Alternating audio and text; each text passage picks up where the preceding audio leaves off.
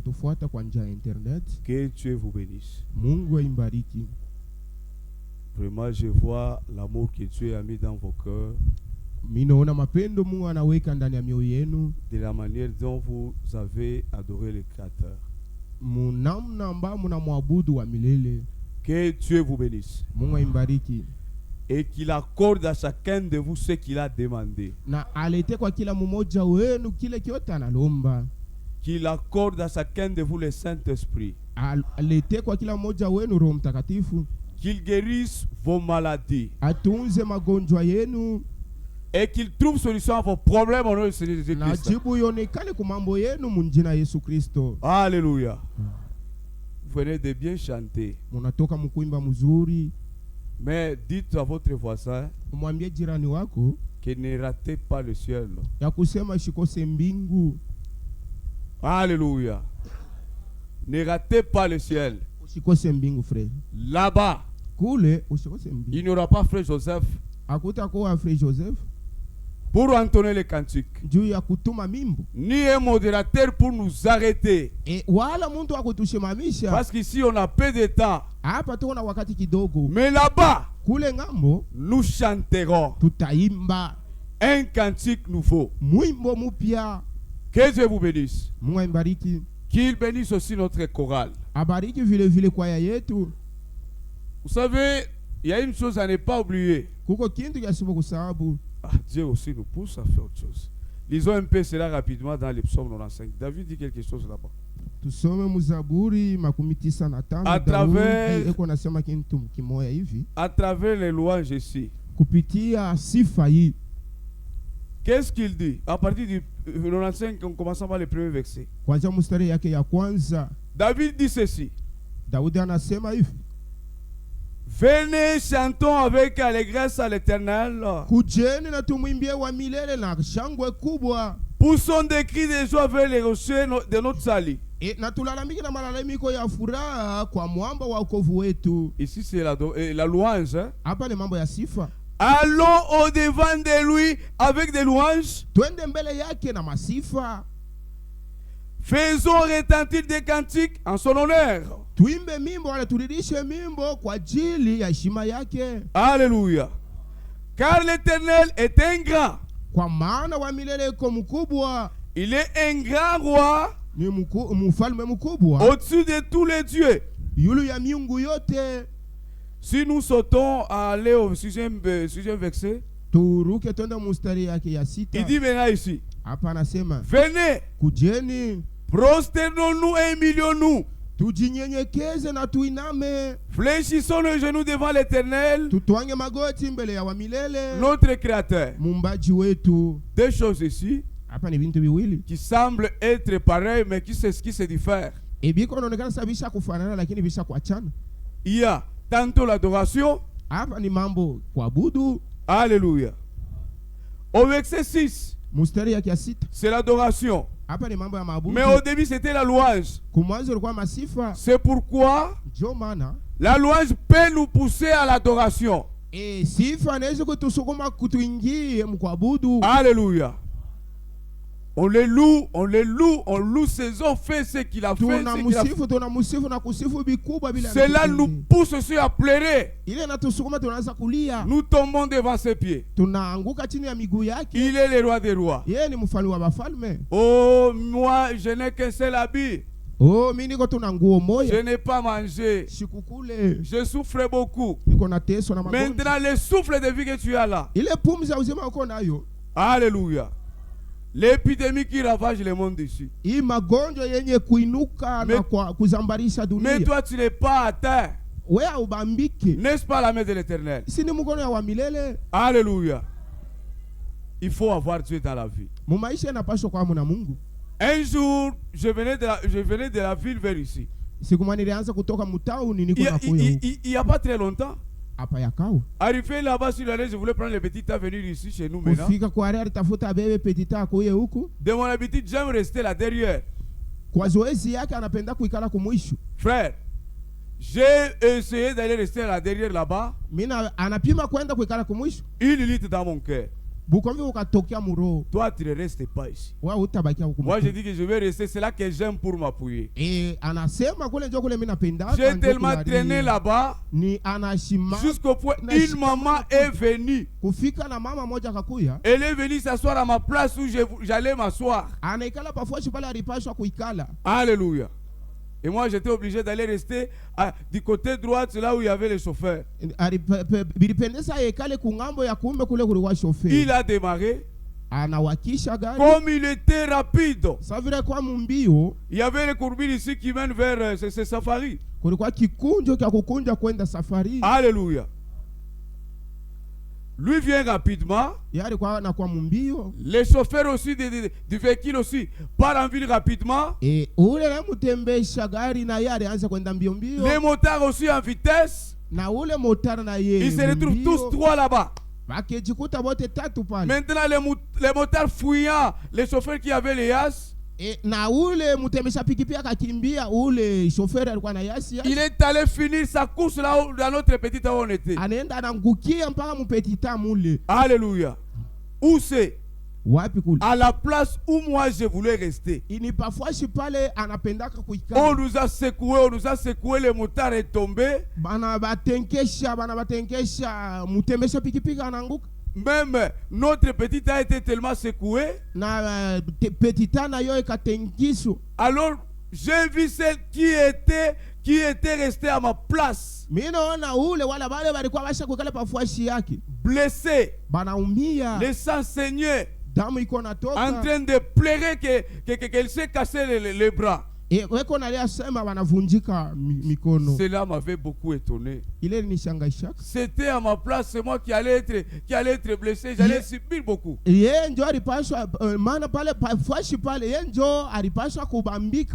Dieu nous bénisse.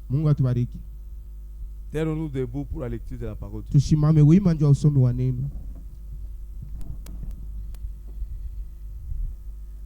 Nous lisons Apocalypse déjà.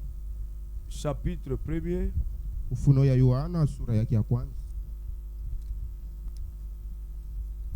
Apocalypse chapitre 1er.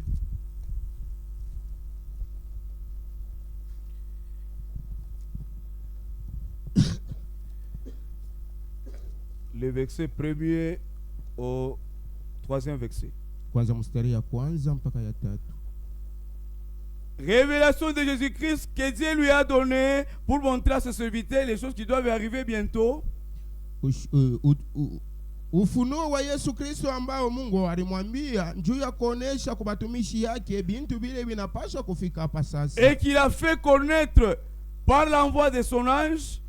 Bile alionesha kupitia kuonekana kwa malaika wake. À son serviteur Jean. Kwa mtumishi wake Yohana. Lequel a attesté la parole de Dieu. Yohana ule ambao hakikisha neno ya Mungu. Et le témoignage de Jésus-Christ. Na ushuhuda wa Yesu Kristo. Tout ce qu'il a vu. Bile vyote aliona. Heureux celui qui lit et ceux qui entendent les paroles de la prophétie. Eri ule mwenye kusoma na bale benye kusikia neno ya unabii. Et qui garde les choses qui sont écrites, car le temps est proche. Na kuchunga bintu vile viliandikwa maana wakati na karibia. Courbons nos faces. Tukunjamishe vichwa. La chorale découplée seulement. Après, nous allons demander à notre frère ancien et frère Bertin de prier pour nous. Basi tutumia hii mwimbo kisha bazee wetu watatuombea.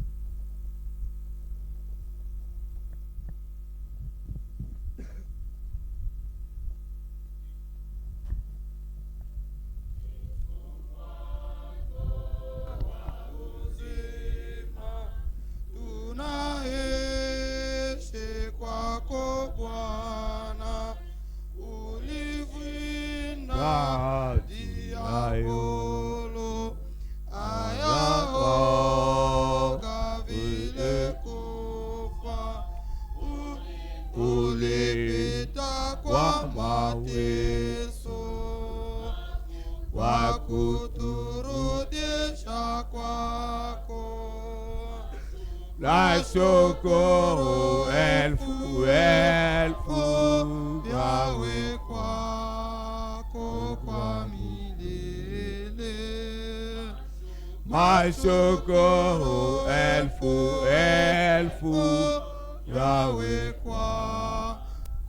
kwa milele.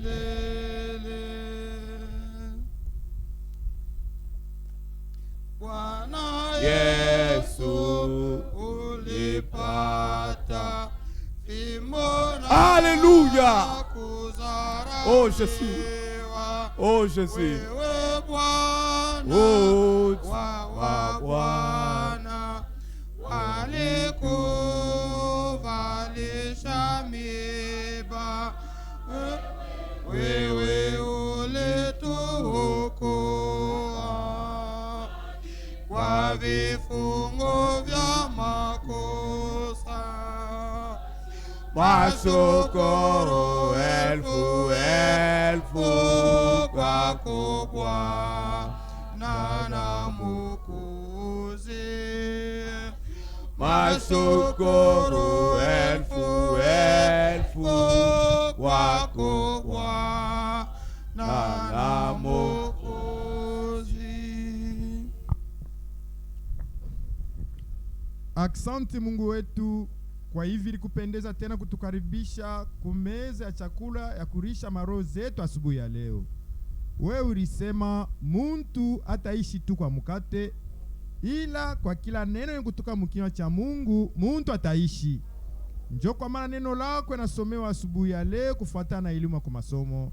Tunakualika wewe pekee mtafsiri wa kweli, ushuke umtumie mtumishi wako kama chombo mikono yako, juu apate kusema kwa upande wako na kila moja wetu asubuhi ya leo apate kubarikiwa. Amen. Baba Mungu wetu, shuka uweke maneno ya neema pa ulimi yake, maana ya kutoka kwake italeta lufu, lakini ya kutoka kwako italeta bujima. Amen. Umutoshe musen na utairi midomo yake. Hallelujah. Ili asubuhi ya leo kila moja wetu apate kukuona we Mungu pekee mukazi. Amen. Baba, maana ulisema wakati kumwisho hakuna mtu atambia mwenzake apate kumjua wa milele. Bote watafundishwa na we pekee wa milele Mungu. Njoo kwa maana tunakualika we pekee mwalimu wa kweli, ushuke ujitukuze kumkusanyiko ya asubuhi ya leo. Shuka utairi masikio ya kila moja wetu, ili wakati utasikia ile maneno itupatie imani, ili tupate kukupendeza na kukaribia kila siku ya maisha yetu. Amen. Tukuna jongoja kwako tunaweza tutaifanya. Tuanze nawe tupate kumaliza nawe. Ni munjala we Bwana na Mwokozi wetu Yesu Kristo minomba na kuacha yote. Amen. Amen. Veuillez vous asseoir. Mkale. Que Dieu vous bénisse. Mungu atubariki. C'est là qui n'était pas là au courant de la semaine. Kadiri ya juma bali wote abakukuweko. Nous avions vu un thème tuliona kishina que nous tirons à partir du verset 1er. Kile tulibeba kwanza mustari yake ya kwanza ya Ufunuo sura ya kwanza. Qui s'intitule les choses qui doivent arriver. Ile inaitwa bintu bile binapashwa kufika hapa sasa. Ce qui doivent arriver c'est le futur. Bile binapashwa kufika ni bile vya kumbele. Alors nous avions montré que on ne doit pas parler du futur sans qu'il y ait le passé. Tulisema kusema tuwezi kusema bintu vya kuja kumbele kama tuseme vya zamani bisha kupita. Alors il n'y aura pas le passé sans qu'il y ait le présent. Hakuwezi kuwa vya zamani kama hakuna vya sasa. Parce que Ecclésiaste dit que parle de quelque chose ici. Na mhubiri iko anasema kitu fulani hapa. Ecclésiaste chapitre 1er le verset 9. Mhubiri sura yake ya kwanza mstari yake ya 9. Il dit anasema que ce qui a été c'est ce qui sera. Kile kilikuwaka na njoo kile kitakuwa. Et ce qui se fait c'est ce qui se fera. Na kile kiko nafanyika hapa sasa njoo kile kitafanyika kumbele. Il y a rien de nouveau sous le soleil. Chini ya jua hapana kitu kia sasa. Alléluia. Nous avions vu ce qui était arrivé. Tuliona vile vilifika zamani. Et Dieu avait permis par son amour. Mungu aliruhusu kupitia mapendo yake. De parler quelque chose qui me fait peur même à présent. E asemeko kitu fulani kiko ananiongopesha hata na. Frères et sœurs, ndugu na dada, nous savons que vous étiez partis travailler. Tulijua kusema mulienda kutumika. C'est une bonne chose. Ni kitu kizuri. Étant dans ce corps, sa vile tuko muhimu ili il faut travailler. Tunapaswa kutumika. Mais lakini Ecclésiaste dit ceci. Mhubiri anasema hivi, que souviens-toi de ton Créateur les jours de ta vie. Kumbuka kwa muumbaji wako wakati wewe kingariki mzima. Ne faut pas laisser à travailler. Hapana kuacha kutumika. Allez travailler. Mwende mutumike. C'est bien. Ni mzuri kutumika. Mais aussi, na vile tena, souviens-toi de ton Créateur. Kumbuka kwa muumbaji wako. Donne-lui ce peu de temps là. Ile wakati kidogo uko nayo mupe. Pour venir aussi l'adorer. Juu kwe muabudu. C'est pourquoi vous allez voir même les Israélites. Mutaona hata watoto wa Israeli. Alléluia. En même temps, ils combattaient. Mwakati mwa balianza kupika vita. En même temps, ils construisaient. Mwakati mwa balianza kujenga. Alléluia. Ceci avait même donné peur que tu peux être ici. Il est relaté à Tabok à kusema unaweza kuwa hapa. L'ange lui respecte l'honneur que vous lui avez donné. Parce que c'est vous-même qui aviez voté que non, chaque mercredi à 16h, à 15h30, nous sommes ici. Jeudi, vendredi à 10h, et même le dimanche. Et comme le Saint-Esprit est ordonné, il est là chaque 15h. Il est là. Il observe. Et après, donnez les rapports. Alléluia.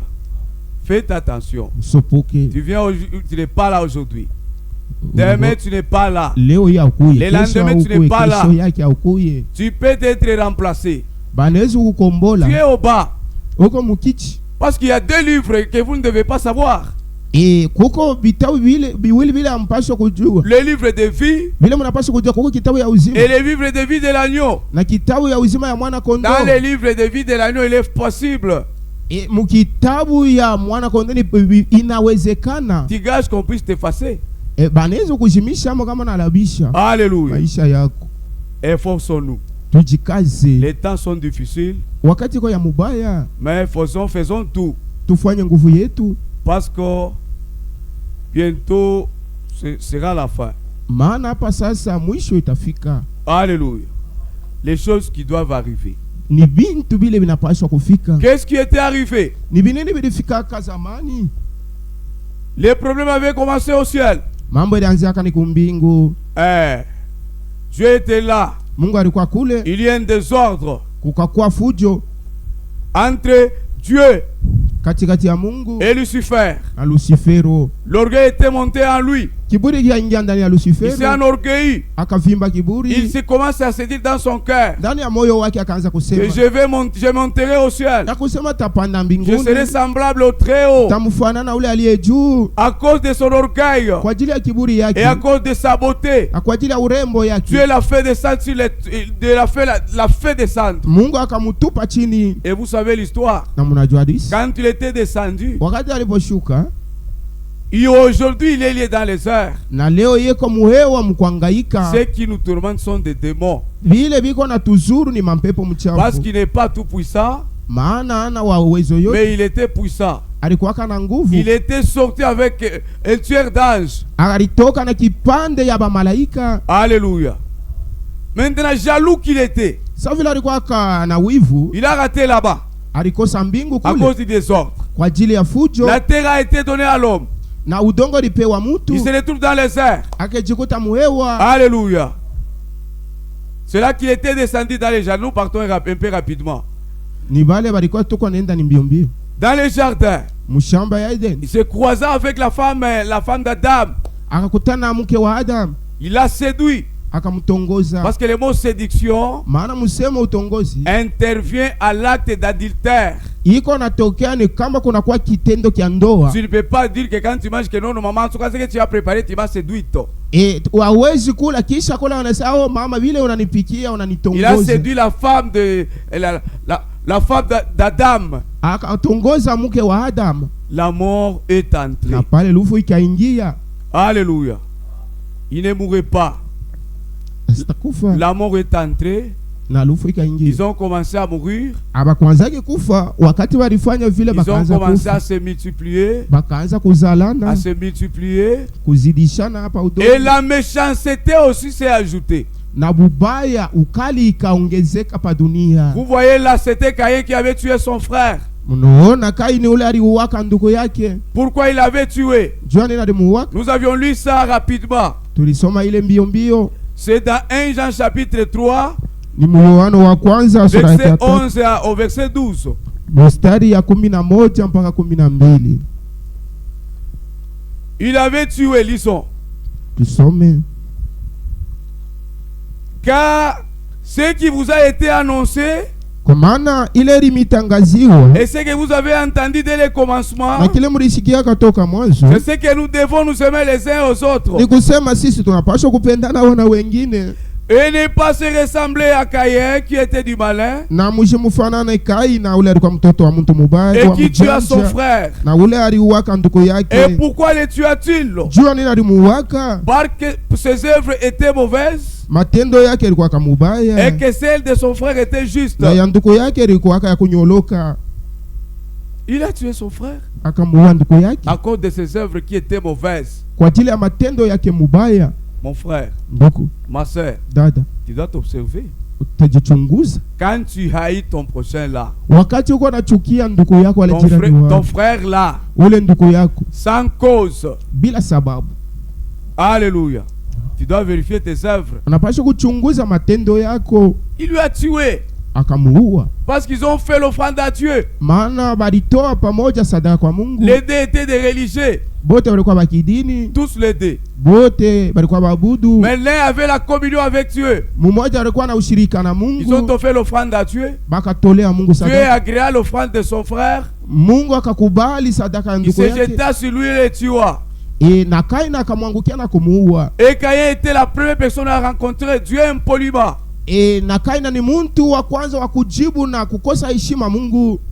Quand Dieu le demande Wakati Mungu anamuuliza que le sang de ton frère réclame jusqu'à présent, ya kwamba damu ya ndugu yako iko na dai, iko nafika na huku il répond kwangu, bêtement que je ne suis pas son gardien. akamujibu pashipo heshima kusema mimi sina mlinzi Mais wake. Dieu est bon.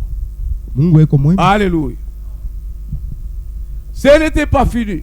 Akumalizikie Dieu a vu la méchanceté qui s'ajoutait. Mungu anaona bubaya boko nenda mukongezeka, Il s'est repenti. akajuta. Qu'est-ce qui avait causé cela? Ni nini chokoza ile? C'était premièrement la multiplication des hommes. Ilikuwa mbele kuzana kwa bantu. Et aujourd'hui, quand nous faisons face aux hommes du temps de Noé, Leo hii kama tunaangalia wala kurudia ku watu wa wakati ya Noa, aujourd'hui nous sommes devenus tellement nombreux. leo hii tunakuwa ba mingi sana. Ils ont commencé à se multiplier sur la terre. Bantu wakaanza kuyaza budongo. Les belles filles et leurs filles nées. Ba binti barembo bale batoto bali bazaliwa Comme aujourd'hui. sa vile leo. Ce qui s'est fait aujourd'hui. Kile iko nafanyika leo. Aujourd'hui même en ville Leo ya tamu tamu. et au village, Na kukijiji toutes les filles sont devenues très belles. ba binti wote ni barembo. Alléluia. Les diables les instrumentalisent Na jabole iko ne batumikisha avec les produits cosmétiques na ile mafuta ya kutakatisha. qui contiennent l'hydroquinone Iko na mafuta kuangarisha et le ngozi. fond de teint. Na ile mapoudre ile. Il n'y a pas hakuna tena mwanamke mubaya. Aucune femme nele Toutes sont devenues très belles. bote wanakuwa barembo. Alléluia. Dieu t'a créé.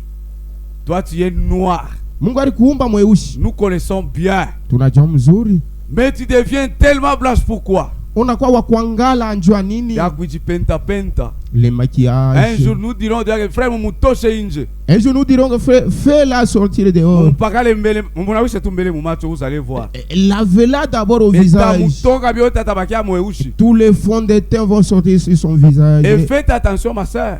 Mukebe yangu Si tu es belle, kama uko mrembo tu ne dois pas être insulte. haupaswi kuwa hivi. C'était ça, c'est la beauté des filles. Ile ndio kwa urembo ya banamuke. Et vous les enfants de Dieu, Mwe batoto ya Mungu vous devez tirer attention. napaswa kusopoka. Alléluia. Du temps du prophète Branham. Wakati ya Nabii Branham Donc ce qui se passe actuellement à Lubumbashi, vile biko nafanika leo hapa sasa ku ça Lubumbashi s'est commencé auparavant, ça s'est passé auparavant en Amérique. bilifanika ka zamani mku Amerika. Les femmes qui s'habillent très mal, Banamuke biko na voila mubaya, qui portent des pantalons. biko na voila suruali. Ils voyaient ça. Lui avait l'habitude de mettre une croix devant sa voiture. Le reflet dit que quand je regarde à gauche, je vois tout ça. Je tourne, je fixe mes regards sur la croix. Je rappelle de la souffrance de Jésus. Je demande pardon. Je les pardonne. Il continue. Nous devons être prêts. Que Dieu nous aide. Alléluia. Et nous avions vu que les hommes avaient une très longue vie. Nous pouvons les comparer aujourd'hui. Bon, on peut les comparer à ce chemin de fer, hein? Parce qu'on ne voit pas des arbres qui peuvent faire 900 quelques années. Une très longue vie. On les voit. 950 ans, 930 ans, 960 quelques. À cause du péché, Dieu a réduit tout ça à les 120. Il ne s'est pas arrêté là. Même 120 c'est beaucoup. David dit quelque chose dans le psaume 90. Actuellement ce sont faire 80, ça ce sont les plus robustes. Donc dans la limite de Dieu normalement c'est maintenant 70 ans. Quel phénomène qui se passe de 900 combien à 70. Donc nous ici à notre âge on devait être encore des bébés. Alléluia.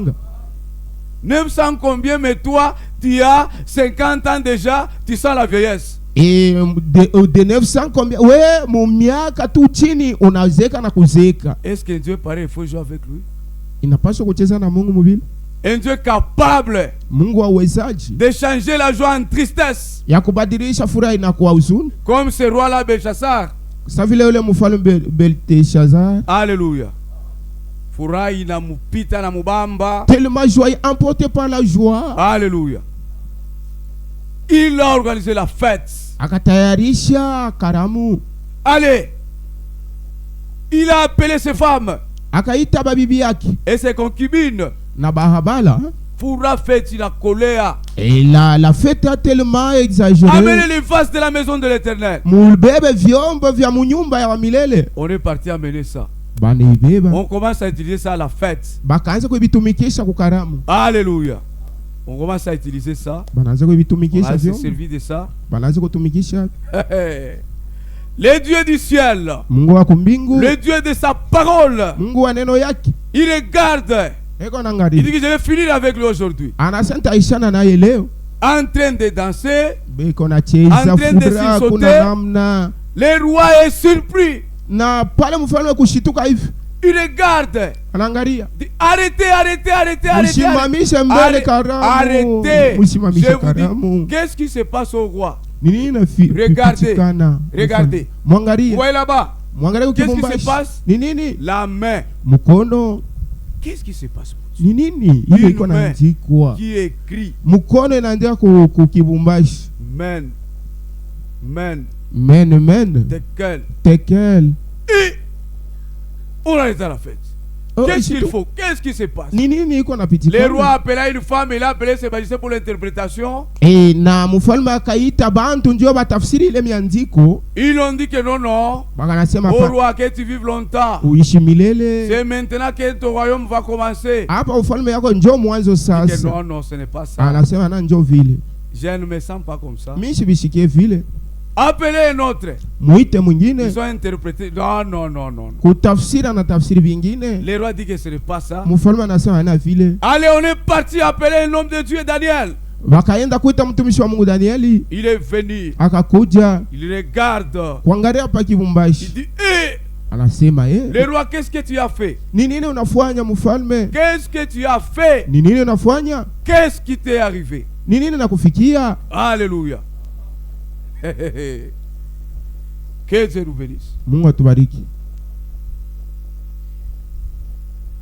La méchanceté a commencé. Bubaya bukaanza. Ils se sont multipliés. Bukazidishana. Dieu dit que non, je ne mettrai pas confiance en homme.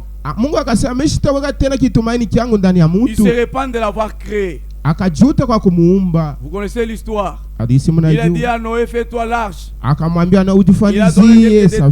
safina. Nous avions parlé ça au courant de la semaine. Akamwambia vile vinapashwa vyote tulivisema Hallelujah. kadiri ya juma. Il dit à Noé, entre dans l'arche. Akamwambia nu ingia msafina, Parce que les hommes avaient refusé. maana batu balikatalaka. Non, non, nous connaissons Dieu est amour. Sisi tunajua Mungu yeye ni Il mapendo. est amour. Mungu ni Le mapendo. Dieu qui nous a créés. Mungu muumbaji Il wetu aura compassion de nous. eko nasi huruma, Il ne peut pas nous tuer. asiwezi Là, kutuua. nous ne connaissons même pas la pluie. Mbele na mvula ile unatasha tuijuaki.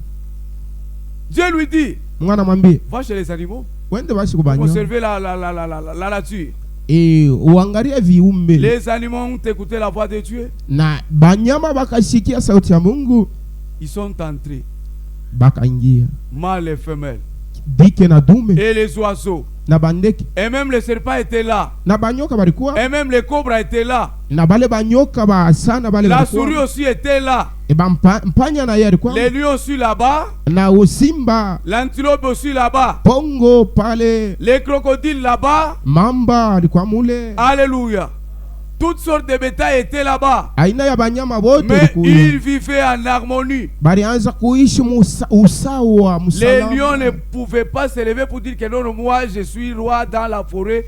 Quand je crie, en tout cas, il était là, attentif, calme. Simba ashikwanza kusema musafiri sasa, sasa vile mimi nikalaka mfalme mpori, nifoke nifanye, alikuwa ni kimya. Alléluia. Il s'est dit à sa femelle, Akaambia dike ce wake, n'est pas notre affaire, hii haina mambo yetu, c'est l'affaire de notre créateur. ni mambo ya muumbaji On wetu. nous a dit Alituambia qu'il va tuer les mots, qu'il va détruire ce monde ici. hii, alisema kusema ataribisha hii Restons dunia, ici calme. tubakie hapa. Les crocodiles aussi a pris la quai, il a plié. Na mamba ananyonga mukila yake, Calme là-bas. eko kimya. Mais toi tu es ici. Uko hapa we. Les diacres ont souffert avec des procès.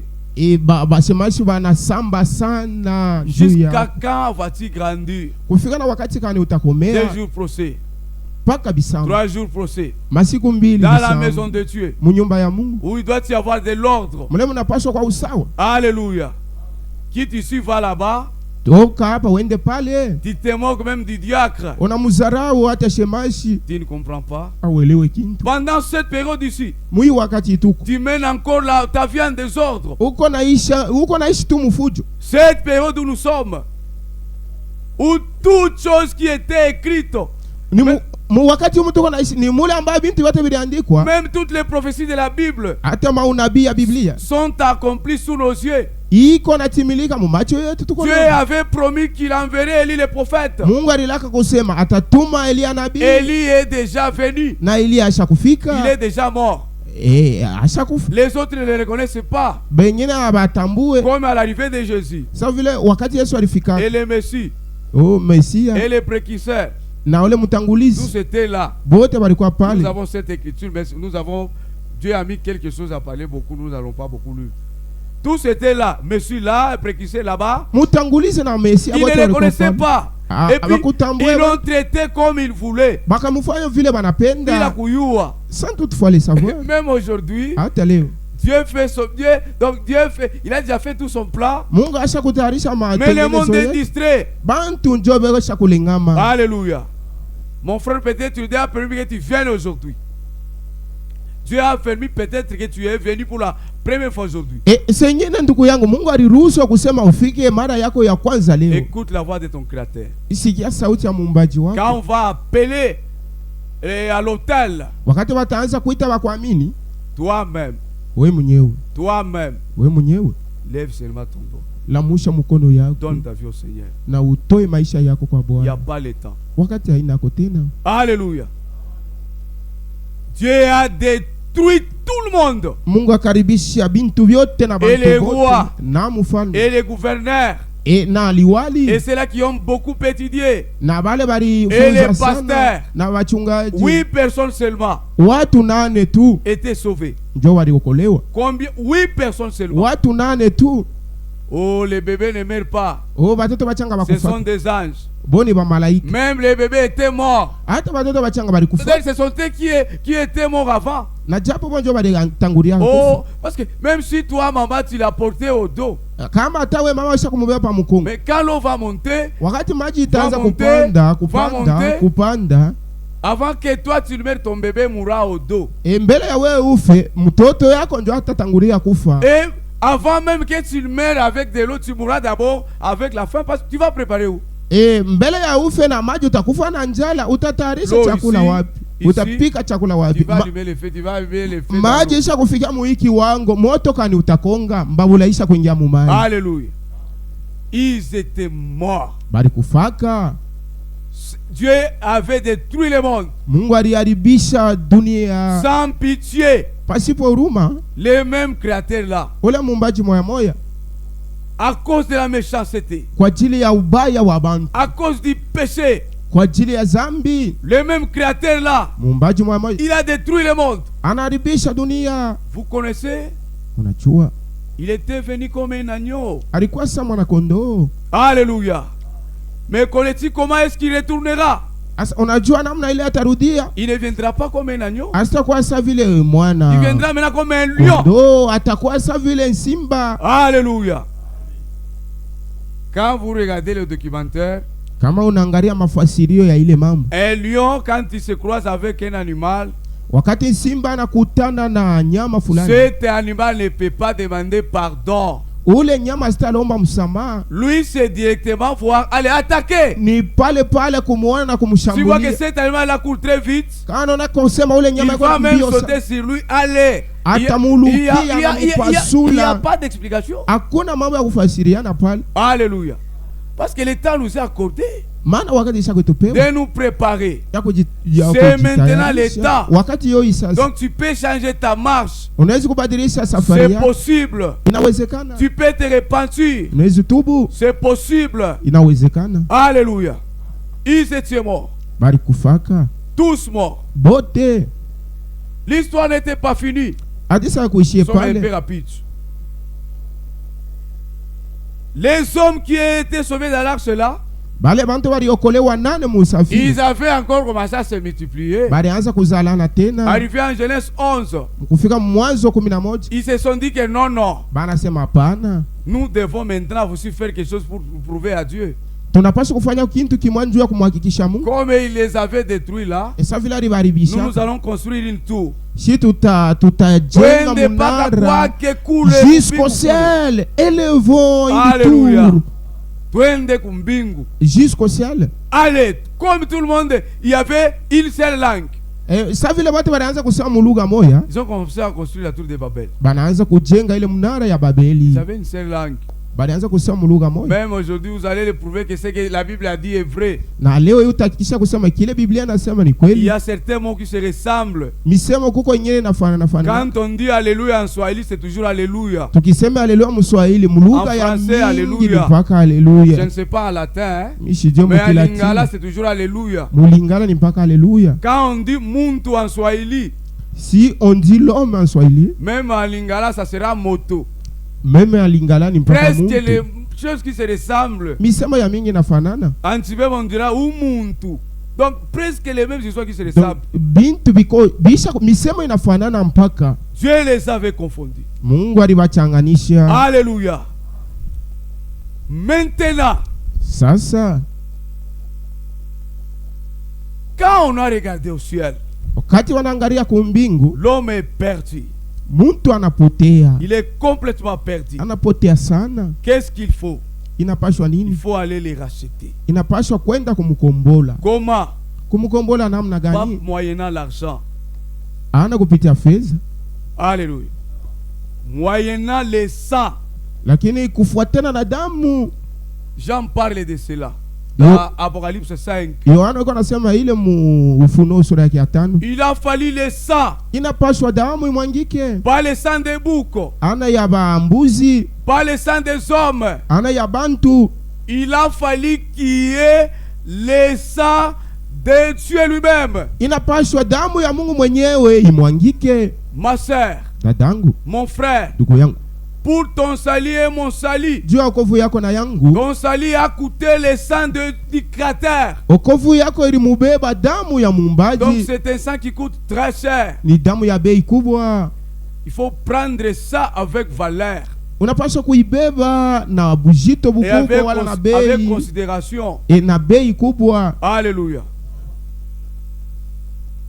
Si une sœur enfante, Kama dada anazala, une autre sœur prépare pour elle à manger, il part la voir. dada mwingine anampikia chakula anaenda kumuona. Alléluia. J'ai là avec les foufous, tout ça, elle donne à la sœur. Anakuwa na bukari pale anamupa dada. Quand elle retourne, elle trouve que cette sœur-là, ce qu'elle a préparé pour elle, elle a donné ça au chien. Et quand on kusema vile anatayarisha anapatia byo imbwa, Ça va lui faire très mal. itamuuma kuro. Et ça, c'est jouer. Ce n'est même pas jouer de la nourriture qu'on a préparée. Kula anakuchezea chakula ile wanakutayarisha. Mais c'est jouer par contre de celui qui a préparé ça. Kula ni kumuona ovyo ule anakupikia. Mais comment as-tu encore adultère ce matin? Namna gani asubuhi kingaliki msharati? Comment tu as encore une vie indigne de la parole de Dieu? Jua ni kingaliki na maisha yasipo stahili. Tu connais que pour toi et pour moi, Unajua kusema kwako na kwangu, il a fallu la mort. ilipashwa kukuelufu. Alléluia. Alléluia. Ça doit nous dire quelque chose. Ile napashwa kuulamusha zamiri yetu. Notre salut coûte très cher. Wokovu yetu yuko na bei kubwa. C'est quoi la Bible dit que tu dois garder ton cœur Jo pale Biblia inasema napashwa kuchunga moyo wako de plus que tout ce que tu as. kuliko bintu vyote uko navyo.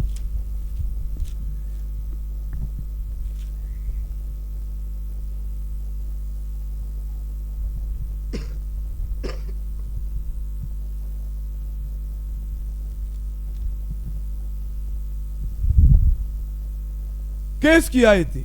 Ni nini lifanikaka? Il a fallu, Ilipashwa alléluia, que Jésus puisse venir mourir à ta place Yesu akufe pafuashi yako et à ma place. na pafuashi yangu. Il était venu au Alikuja 6e mois de l'année. mwezi ya sita Vous ya connaissez mwaka. l'histoire. Munajua hadithi? L'ange Gabriel, Malaika Gabrieli quand il était descendu, wakati alishuka se sont croisés avec Marie. bakakutana na Maria. Une simple salutation. Salamu tu, Quelque chose a créé dans le ventre. kintu fulani kikaumbiwa Marie ndani se ya donne tumbo seulement na Maria une akashituka. salutation. Quelques jours après, Salamu masiku kidogo Marie commence baadaye, à manger des kaolins. Maria akaanza kulia mpemba. Kintu kinaanza kufanyika mtumbo. Quelque chose s'est fait dans le La ventre. chose qui était promise Kintu kililakiwaka par les prophètes. na kupitia nabii. Il était né. Alizaliwa, Il a grandi dans la maison de son père. akakomea mu nyumba ya baba Joseph dans yake la chair. Yusufu. Et c'était kumwili. difficile pour croire à Jésus que c'est lui le sauveur de l'humanité. Kilikuwa nguvu kuaminia Yesu Kristo ya kwamba yeye ndio mwokozi wa Parce ulimwengu. que Jésus dit quelque chose ici. Yesu alikuwa anasema kitu kimoja hapa. C'est dans Marc chapitre 6, verset 4. Marko sura ya 6 mstari ya 4.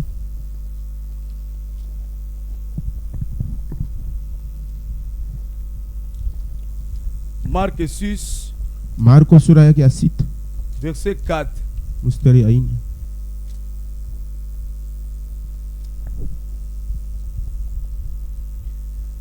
Mais Jésus leur dit, Yesu akawambia, un prophète n'est méprisé que dans sa patrie, nabii beko na muzarani mpaka mwinchi yake, parmi ses parents katikati ya bazazi et yake dans sa maison. na ndani ya nyumba yake. Alléluia. Quand Jésus grandissait là, Kati Yesu anaanza kukomea pour dire que c'est lui le sauveur, juu ya kumtambua kwamba yeye ndio mwokozi, c'était difficile. ilikuwa mambo ya nguvu. Il a commencé à grandir. Akaanza Il kukomea a commencé à grandir. kukomala.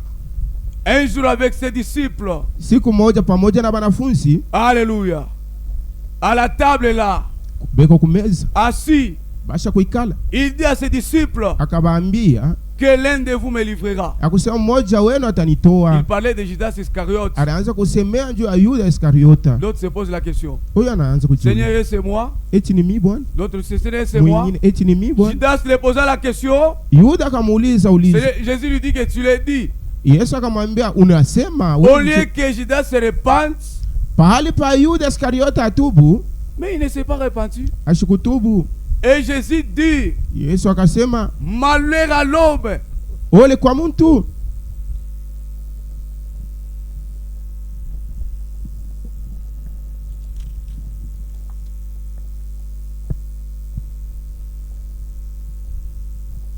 Gagnons le temps. Donc tous les mauvais exemples arrivent sur toi. Mamifano mubaya iko na kufikia. C'était promis que Jésus allait mourir. Ni kusema ililakiwa kusema Yesu alipaswa. Mais cela s'accomplit inatimilika à travers Judas. Kupitia Yuda Iskariote. Alléluia. Mon frère, ma sœur. Ndugu na dada.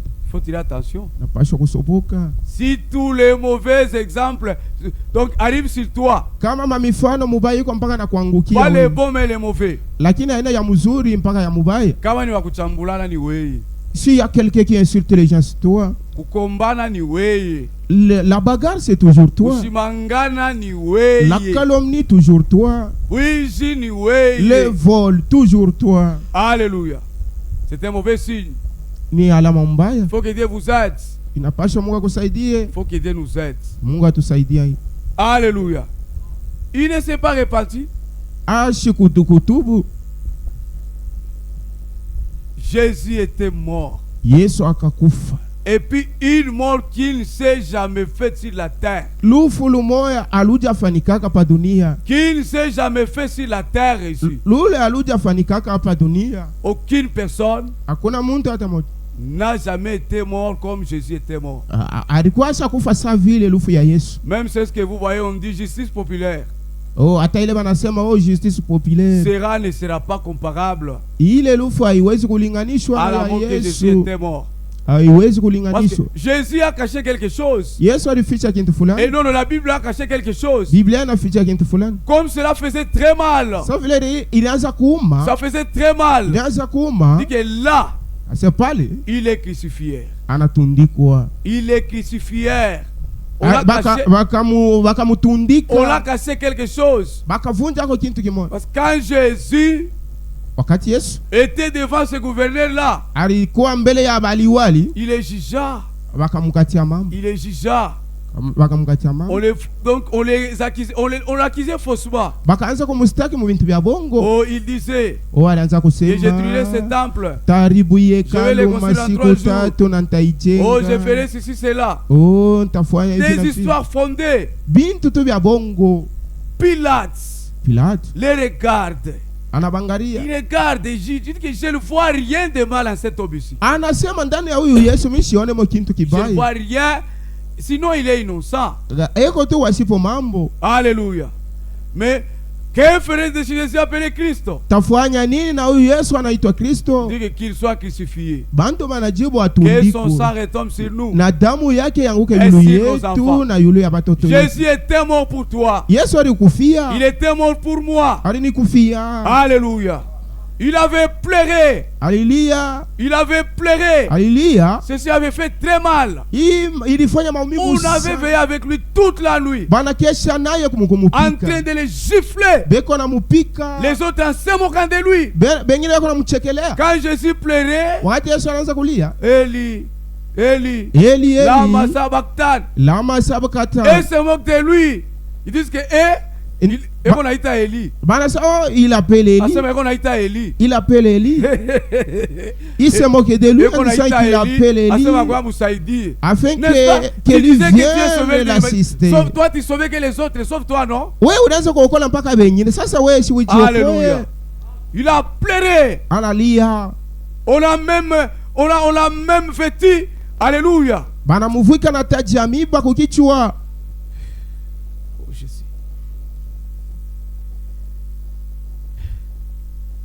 Jésus avait souffert. Et il était un grand homme. Quand vous regardez la croix qui pesait, et les coups de gifle qui subissaient par-ci par-là, il regarde ici, on les tape. Il regarde de l'autre côté, on crache sur lui. On crache sur lui. Il a faim. Il a envie de boire. On prend quelque chose de le vinaigre, on lui donne pour boire. Alléluia. Tous les disciples disparus. Même Pierre. Hata Petro. Qui disait que Seigneur je t'aime? Ule alianza kumwambia Bwana nakupenda. Je t'aime. Nakupenda. Je serai avec toi. Takuwa pamoja nawe. Il a fui. Anapika mbio. Alléluia. Il a fui. Anapika mbio. Il a fui la souffrance. Il a vu que non, ce n'était pas normal. Akaona mapiko inapita. Il est resté seul. Akabaki peke yake. Tu peux te dire aujourd'hui que j'ai souffert pour l'église. Dans cette église, c'est nous qui avons tellement souffert. Tu connais l'église? L'église, ce ne sont pas ça, c'est un bâtiment. Voilà l'église. Voilà l'église. Tu peux citer même une personne à qui tu as été. Donc tu as été pendu à la croix pour une personne ici. Jésus avait souffert lui-même pour son église. Pierre avait fui. Jean avait fui. Philippe avait fui. Tout le monde avait fui. Il était resté seul. Mon frère, Jésus était mort pour toi. Il était mort pour moi. Mais regarde ce que tu fais. Tu veux les recrucifier encore à la croix. Parce que le prophète dit que aujourd'hui, à travers les actes, nous les recrucifions encore à la croix. Alléluia. Donc, quand tu t'enivres là, quand tu tapes ta femme, quand tu calomnies les autres, quand tu commets l'adultère, c'est comme quelqu'un qui se moque de Jésus. Alléluia. Ils ont fui. Il est resté seul. Marie a regardé. Il a regretté. Qu'est-ce qui se passe? Regardez-vous les grands de ce village ici. Ce qui s'est fait. Alléluia.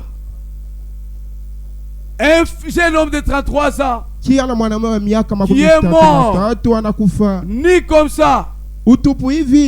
Quand Jésus souffrait là-bas, Jésus il a vu la coupe. Comment la coupe était Jésus difficile, il a pleuré. Il a dit, Seigneur, si c'est possible que cette coupe s'éloigne de moi. Dieu l'a rejeté. Il lui a laissé. Il s'est retrouvé comme ça parmi les malfaiteurs, parmi les brigands, l'amour libre. Jésus, ton Jésus, mon Jésus, l'autre est là tout pour lui et tout pour toi. À cause de toi et moi, jugé par Caïphe. Caïphe là, cette fois-là, était gouverneur. Souverain sacrificateur. Amen. Alléluia. Oh Jésus, en train de les juger. Un créateur de l'univers, un créateur du ciel de la terre, jugé par un simple homme. J'ai le pouvoir de te libérer. Il a le pouvoir, lui a le pouvoir de libérer Jésus. Quand les gens ont vu cela,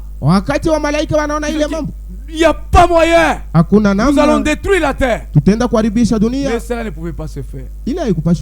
Alléluia. Ce sont des choses qui t'est arrivées.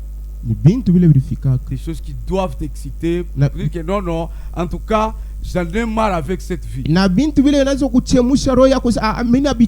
dois changer maman désormais. Quand je suis ici, ce n'est pas pour rien. Pour ma vie, il y a quelqu'un qui avait souffert. Alléluia.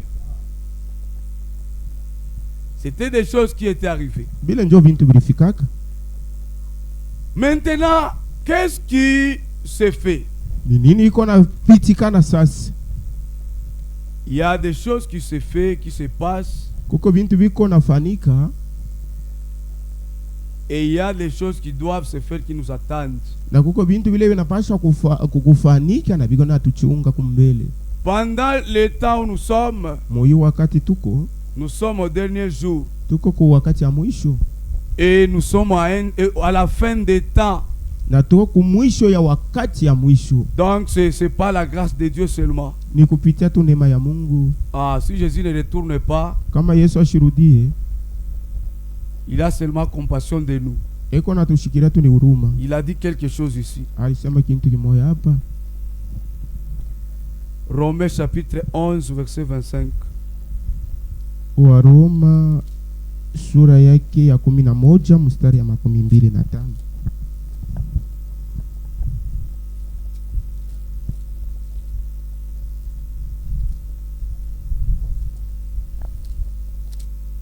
Romains 11 Waroma 11 25 mstari wa 25. Car je ne veux pas, frère, que vous ignorez ce ministère. Wandugu, mishipende mukose kujua hii siri, afin que vous ne regardiez point comme sage, ili mushipate kujiona sa benye hekima. C'est qu'une partie d'Israël est tombée dans l'endurcissement, ni kusema kipande ya Israeli moja kiliangukia mkuto kuamini, jusqu'à ce que la totalité des païens soit entrée. Kufika na hesabu ya bapagano ipate kuingia. Si nous sommes là, kama tuko hapa, c'est la patience de Dieu seulement. Kama tukingariki pa duniani uvumilivu ya Mungu. Et s'il faut les comparer, kama anapasha kuilinganisha, nous sommes comme dans un temps de prolongation. Tuko saa basha kuitongezea kwa wakati kidogo. Les joueurs ont joué, bacheza kabumbu Le banacheza. score était fixé 90 minutes.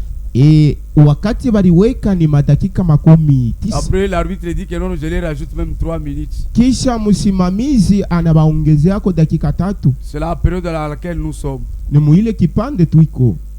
Qu'est-ce qui se fait? Amos dit quelque chose ici. Nini kona fanika? Amos eko nasema kintu kimoya. Amos 8. Amos sura yake ya 8. Amos 8, 11. Amos sura ya 8 mstari ya 11. Voici les jours viennent, dit le Seigneur. Tazama masiku inafika, Bwana anasema,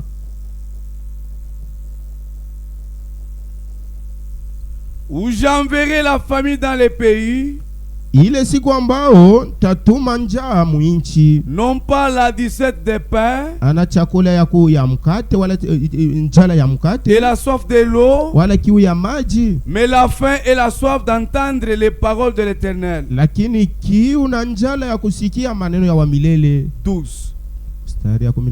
Ils seront alors errants d'une mer à l'autre. Batakuwa kutawanika toka bari kwenda bari nyingine. Septentrion à l'Orient. Toka kaskazini na kwenda kusini. Ils iront ça et là pour chercher la parole de l'Éternel. Wataenda hapa na pale njoo ya kutafuta neno ya wa milele.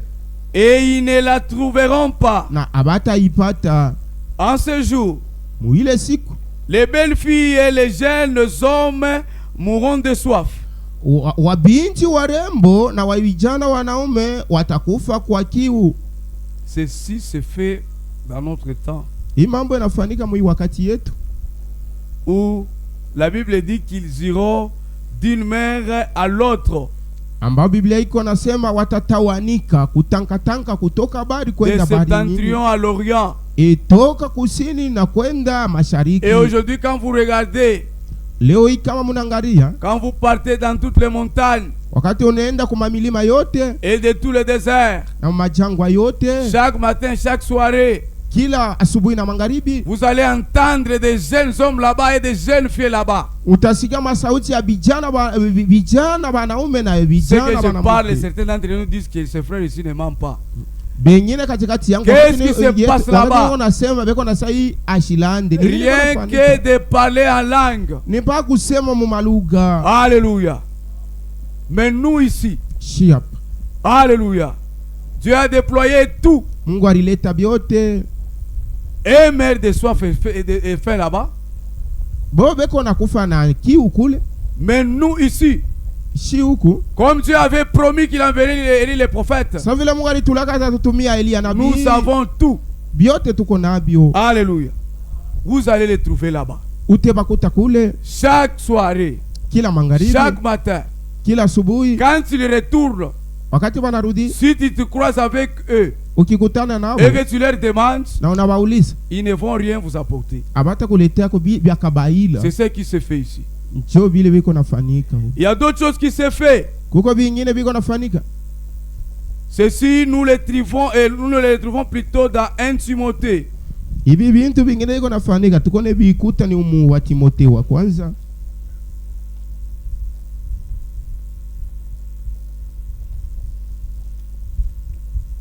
Chapitre 4. Timotheo wa kwanza sura yake ya 4. En commençant par le premier verset.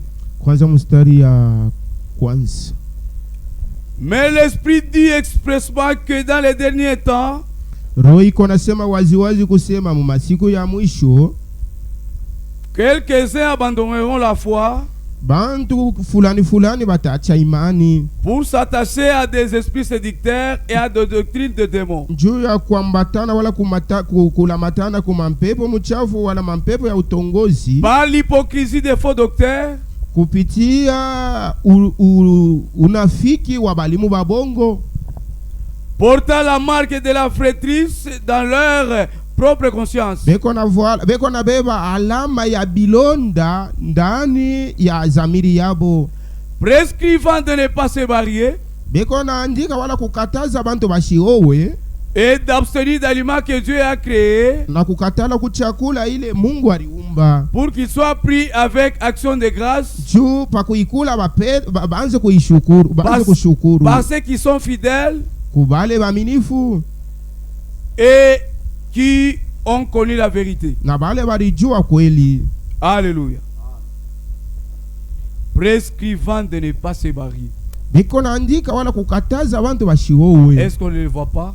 Eti atubaone bantu ba ville, Les prêtres ba padri là-bas, kule, ils disent qu'ils sont saints. beko nasema ni batakatifu, Les célibats saints, bambalaka batakatifu, ils ne se marient pas. aba wakilwabo. Et après, ils dribblent, ils font leur business. Kisha yake beko nafanya biashara mubuficho, et d'abstenir d'aliments que Dieu a créés. na kukatala kuchakula ile Mungu aliumba.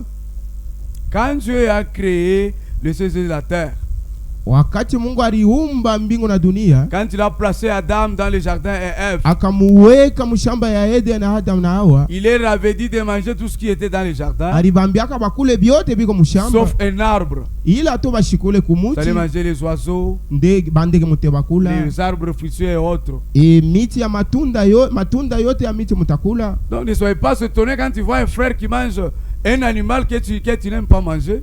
Usishangae wakati uko unaona nduko eko nakula nyama ule wewe haupendaki. Même un chien, Hata imbwa c'est un animal. ni nyama. Alléluia. Même un chien, Hata il imbwa n'a pas péché. ashitende zambi hata mpushi mwenyewe. Même le chat, voilà, Hata mpushi il n'a pas péché. ashitende zambi. Alléluia. Il y a les autres choses, ce sont des coutumes. Bingine ni kidesturi kikabila. Et les coutumes des gens, ce ne sont que la vanité. Na desturi wale kikabila ya bantu ni ubatili. Quand vous regardez bien, nos ancêtres étaient très malins. Kama unangalia mzuri bankambo yetu wa zamani walikuwa bakalamushi. Il y a eu de ces animaux là beaux à manger. Kwa banya bazuri kwa kula. Mais ils disent que non, ceci, les femmes ne doivent pas manger. Bane bakataza njiwe bebachie yo. Toujours ça. De beaux aliments à manger. Banyama bazuri. Ça non. Mweba na muke yaba mushikule yaba ni betu. Ce sont des vrais animaux. Ukiangalia ni banyama bazuri. Mais eux mangent. Boba na mwe beko na kula. Marcel, si vous avez envie de manger, mangez. Kama kona hamu ya kula tampushi Tout kula. est sanctifié par la parole. Biote ni yenye kutakaswa na neno. Alléluia. Ce sont des choses qui se font, qui se passent. Jo bintu biko nafanika. Nous lisons encore 2 Timothée 3, 1, 5. Je crois que c'est Timotheo wa lu par un frère pili. ici. Timotheo wa pili sura yake ya 3 mpaka ya 5. 2 Timothée 3, chapitre 1, verset 5. Timotheo wa pili sura ya 3 kwanza mstari ya kwanza mpaka ya 5. Sache que dans les derniers jours, Jua kusema kuma siku ya mwisho il y aura des temps difficiles. bintu bitakuwa bya nguvu comme aujourd'hui. sa vile leo. Des temps difficiles. Ubintu biko Nous nguvu. avons tellement subi. Tunapata La terre a vieilli. udongo inazeeka. Avec même ces montagnes. Na milima yake vile vile. Et les temps sont devenus difficiles. Wakati na kwa nguvu sana. Même le soleil. Hata jua. La manière de se chauffer. Namna ya kuwaka kumwangaza yayo. Se diffère comme cela était auparavant. Isha kuachana na namna ya zamani. Pourquoi? Jua nini? Les blancs ont fait quelque chose là-bas. Bazungu walifanya bintu fulani mule. Alléluia. Les temps difficiles. Wakati ya nguvu. Où nous voyons des maladies. Mule tuko na magonjwa. D'autres maladies que nous ne connaissons ni même pas les noms. Magonjwa mengine tuko na shindwa kujua njina yake. yake. Quand j'étais en train de suivre cette épidémie aussi qui ravage aussi. Niko wakati naanza kufuata, nilisikia kuko magonjwa inalamuka iko naribisha. Il y a eu COVID-19. Kulikuwa COVID-19. Actuellement, il y a maintenant d'autres ici. Hapa kuko magonjwa mengine inalamuka. Avec beaucoup d'interprétations. Na matafsiri ya mingi mingi. Les autres disent que oh, ce sont des blancs. Bengine wanasema oh bazungu njoo banaileta. Ils veulent tuer la race noire. Beko napenda baue beushi. Ce n'est pas ça. Haina vile. Ce n'est pas ça. Haina vile. Nous sommes dans une période où les temps sont difficiles. Ambao bintu biko nguvu sana. Les hommes seront égoïstes. Bantu batakuwa wakujipendelea. Un égoïste. Wakujipendelea. Il s'aime soi-même. Ule anijipenda mpaka yeye mwenyewe wachoyo. Il ne veut pas partager. Ashikabula nake lwake. Lui, tout pour lui. Biote ni mpaka yeye moya. Alléluia. Ta sœur est venue. Dada yako anakuja. Tu dis ma sœur que Dieu te bénisse. Unamwambia dada Mungu akubariki. Qu'est-ce que tu lui as donné? Unampa nini? Que Dieu te bénisse. Baraka tu. Que Dieu te bénisse. Baraka tu. C'est que tu lui as donné. Njoo ile unamupa. Ce sont des choses qui se fait. Ni bintu vile biko nafanyika. Qui ne doivent pas être parmi nous. Bila bipasho kuwa katikati yetu. Amis de l'argent. Bila bipasho kuwa katikati yetu bakupenda fedha. Amis de l'argent. Bakupenda fedha. Apa. Si. Nous tous. Shibote. Il n'y a pas celui qui est exclu. Hakuna muntu anatoka. Amis d'argent. Bakupenda fedha. Alléluia. Quand tu t'absentes à l'église, ça c'est par amour de l'argent. Ukilofu tu kanisa ile inaonyesha kusema ni makuta unapenda sana. Et dans tout ce que tu fais là, mubile byote uko nafanya. Dieu te demande quelque chose. Mungu ako nakulomba. 1/10 seulement. Chekumi. 1/10. Chekumi. La dîme c'est beaucoup. C'est beaucoup. Iko ya mingi. Or que c'est l'enfance, hein? Ini butoto. C'est l'enfance. Ni butoto. Qui te l'a donné, c'est Dieu. Ola alikupa vile vi uko na. Après il te le demande. Kisha nakulomba. Amis de l'argent. Bakupenda fedha. Fanfaro. Bamajivuno. Hautain. Benye kiburi. Blasphémateur. Bamakufuru. Rebelle à leurs parents. Bakutombokea bazazi yabo. Mon frère, si tu es ici, kama uko hapa, la Bible dit Biblia nasema pour que tu vives longtemps sur la terre. Je upate kuishi wakati mrefu pa dunia. Il n'a pas dit que honorer ton chef. Heshimia chefu wako wa kukazi. Et puis toi, un jeune frère du message, we kijana ndugu wa une sœur qui est ici, dada mwenye kwa hapa, tu es rebelle à tes parents. Uko mutombozi kwa bazazi. Honte à toi. Aya kwako. Alléluia. Honte à toi. Aya kwako. Rebelle à leurs parents. Bakutombokea bazazi. Faites ceci. Fanya hivi. Tu n'obéis pas. Et vous les parents, vous devez tirer attention. Vous devez être autoritaire à vos parents. Mon frère, ma soeur, celui qui t'a donné ces enfants-là, c'est Dieu. Tu dois et tu as une responsabilité sur cet enfant-là. Alléluia. Il faut bien conduire les enfants dans la voie de Dieu. Unapaswa kuongoza mzuri batoto mujia ya Mungu. Des bénédictions. Mule ndio muko mabaraka. Imaginez. Muwaze. Toi tu vis pour un salaire inférieur. Uko naishi tu, uko napata mshahara ya chini. Par exemple $100. Kwa mfano $100. Ce n'est pas mal. Haina mubaya. C'est ça la même la réalité de la vie. Ile ndio ukweli tunajua kama maisha. Si tu veux que ton enfant grandisse bien, ukipenda mtoto wako akomee mzuri, gère-le bien dans ta maison. Mchunge mzuri kunyumba. Quand tu l'offres, kama kuna mtoa tu mwachiri, il part chez son oncle, anaenda kwa muyomba yake. Il y a de l'argent à la banque. Eko na makuta ku bank. Il fait au moins une année là-bas. Anafanya karibu mwaka kule. Il part chez sa sœur. Anaenda kwa dada yake. Son beau-frère est véhiculé. Cet enfant-là, ule mtoto quand il retourne chez toi, wakati atarudia kwa nyumba, pour bien le gérer, ça peut t'écouter. juu ya kumuchunga sasa mzuri vitakulomba. Alléluia. Voilà pourquoi ils sont rebelles. Muone sasa pale wanakuwa batomboshi. Un enfant qui n'a jamais mangé, donc il n'a pas encore mangé chez autrui. Muntu ula ishia zobela kuria kubantu ba minyime ba kwachana chana. Pour lui connaît que ce qu'a préparé maman c'est normal. Yeye kujua kwake ni mpaka ile chakula mama yake anamupikia. Mais celui qui a déjà été chez Covadis, na ile ya Covadis, il a mangé là-bas. Anakula kule. Il a déjà été au golf. Asha kwenda ku golf. Il a déjà mangé là-bas. Asha kula. Mais quand il retourne, il peut même commencer à se moquer de toi. Wakati anarudia hata kuambia mama ujuake kupika. Alléluia. Gère bien les enfants dans la voie de Dieu. Muchunga mzuri batoto muimani wala munjia ya Mungu. Tu veux, il faut même savoir là où il passe et chez qui. Unapaswa kujua mzuri kule anaenda ni kwa nani. Un homme de confiance, oui.